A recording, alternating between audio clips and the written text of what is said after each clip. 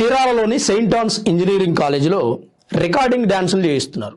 Silver Jubilee function అట 25 సంవత్సరాల వార్షికోత్సవం జరుగుతోంది కాలేజీలో.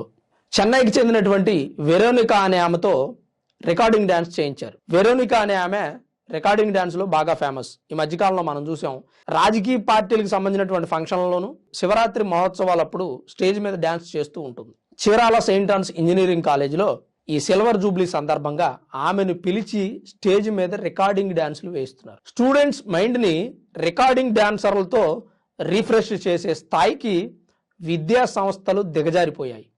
ఏం మెసేజ్ ఇస్తున్నారు వీళ్ళు విద్యా సంస్థలకి? రికార్డింగ్ డాన్సర్లతో డ్యాన్స్ చేయించడం ఏంటండి కాలేజీలో? రేపొద్దున ఎవరైనా స్టూడెంట్స్ మీ కాలేజీలో ఏం కోర్సులు ఉన్నాయి అడగడానికి బదులు ఏ రికార్డింగ్ డాన్సర్తో డ్యాన్స్ చేయిస్తారు మీరు వార్షికోత్సవాలకి అని అడిగి జాయిన్ అవుతారేమో. మిగతా విద్యా సంస్థలు కూడా వీళ్ళని చూసి రికార్డింగ్ డ్యాన్స్ చేయిస్తేనే స్టూడెంట్స్ మన కాలేజీలో జాయిన్ అవుతారేమో అని అనుకునే పరిస్థితికి తీసుకొచ్చారు. విద్యా వ్యవస్థ, విద్యా సంస్థని మనం సరస్వతీదేవితో పోలుస్తాం, దైవంతో పోలుస్తాం. అలాంటి ఒక కాలేజీలో స్టేజ్ మీద రికార్డింగ్ డ్యాన్సులు చేయిస్తున్నారంటే వీళ్ళ గురించి ఏం చెప్పగలం?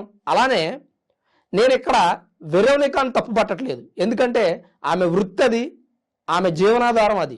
కానీ విద్యా సంస్థల్లో ఉన్నటువంటి యాజమాన్యం ఇలాంటి ఒక పని చేయొచ్చా లేదా అనేది ఆలోచించుకోవాల్సిన అవసరం ఉంది.